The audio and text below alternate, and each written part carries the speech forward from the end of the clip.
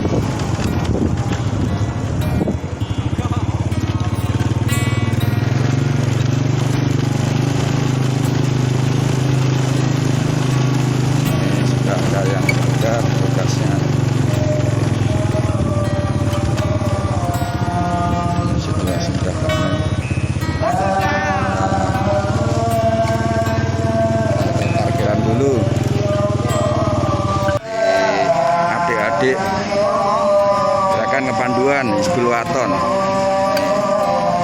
membagikan masker pada jamaah yang tidak pakai atau lupa tidak bawa masker. Ini situasi di lapangan Gelora Pilang Radu Blatung.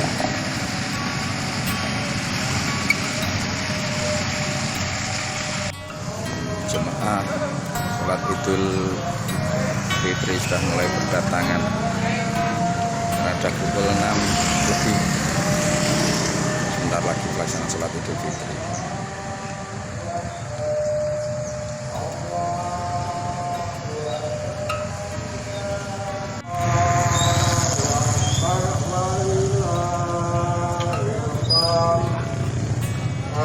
Bagi para jamaah semuanya, Situasi lapangan Pilang Radu Blatung. tidak benar. Allahu Akbar, Allahu Akbar. La ilaha illallah, Allahu Akbar. Allahu Akbar, la ilaha illallah. Serangkaian sholat Id akan segera dimulai.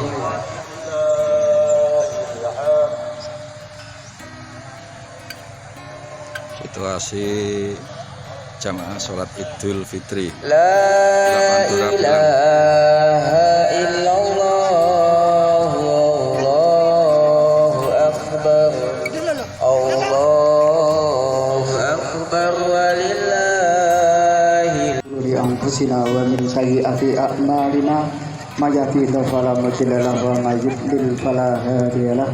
Asyhadu an la ilaha illallah wa asyhadu anna Muhammadar Rasulullah sallallahu alaihi wasallam la nabiyya ba'dah.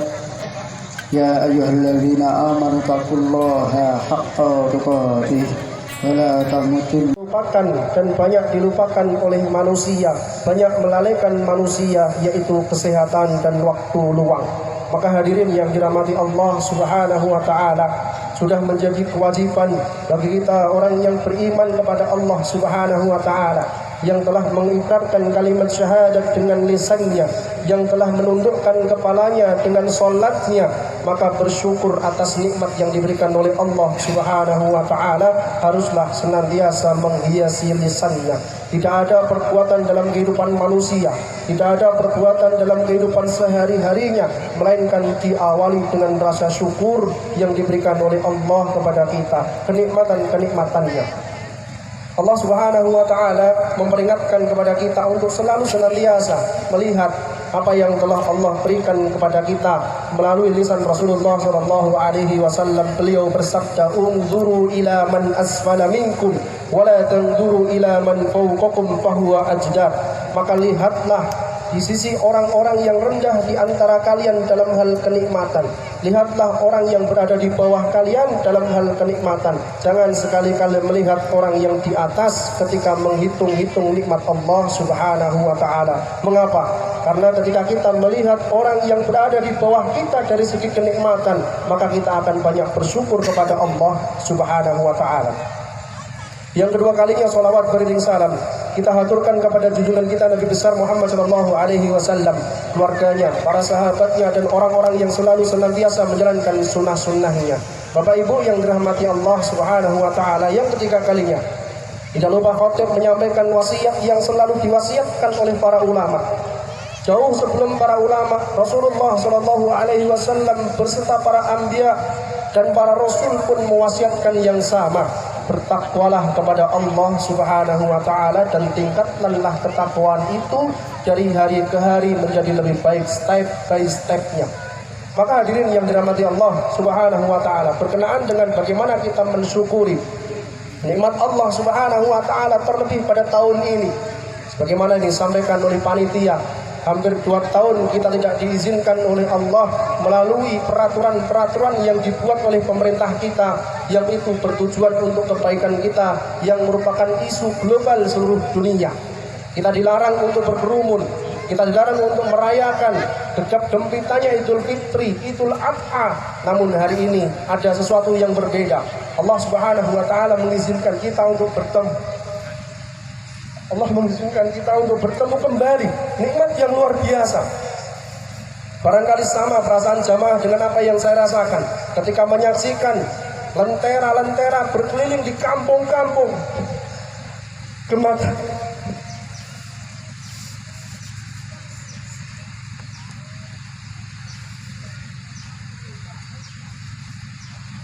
takbir dikumandangkan, yang itu tidak kita dapat di 2 tahun yang lalu. Maka tidak ada kata yang pantas kita ucapkan mengawali hari kita pada pagi hari ini adalah syukur kepada Allah Subhanahu wa taala. Namun hadirin yang dirahmati Allah, di balik perayaan Idul Fitri dan gegap gempitanya, Allah menyelipkan perintah yang Allah berikan kepada kita, yang itu tidak akan pernah gugur kewajiban itu sampai Allah menegakkan hari kiamat. Apa? Kepedulian terhadap sesama. Seharusnya Idul Fitri menjadi momentum agar kita kemudian lebih peka terhadap lingkungan kita, agar kita kemudian lebih melihat bagaimana saudara-saudara kita hari ini. Dan Allah wujudkan dalam bentuk zakat fitrah adalah bentuk momentum bagaimana seorang manusia memaksimalkan potensi sosialnya, tidak hanya keimanan, kesolehan secara individu, namun Allah akan menuntut kita kelak di hadapannya bagaimana tingkat kesolehan kita secara sosial. Hal ini sejalan dengan apa yang difirmankan oleh Allah Subhanahu wa taala dalam hadis qudsi yang kemudian diriwayatkan oleh Rasulullah sallallahu alaihi wasallam. Rasulullah mengatakan, qala Allah taala, Allah Subhanahu wa taala berfirman, ya ibna Adam, wahai anak cucu Adam.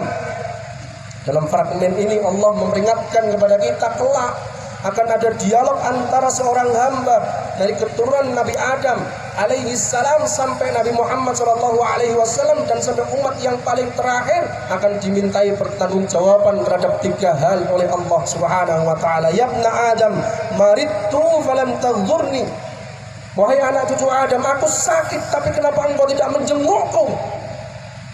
Faqala ibnu Adam, maka kemudian anak cucu Adam menjawab, ya Rabbi, fakaifa tahzuruka, bagaimana mungkin aku akan menjungkukmu ya Allah, sementara engkau Rabb semesta alam, engkau yang menciptakan sakit dan engkau yang menciptakan sembuh, bagaimana mungkin engkau bisa sakit? Maka Allah Subhanahu wa taala kemudian mengatakan, kana fulan, sesungguhnya si fulan yang menjadi tetanggamu dulu sakit di samping rumahmu dan engkau tidak menjenguknya, engkau tidak menanyakan kabarnya. Seandainya ketika itu engkau tanyakan kabarnya dan engkau jenguk dia, kau rawat dia, maka sungguh aku ada berada di sampingnya.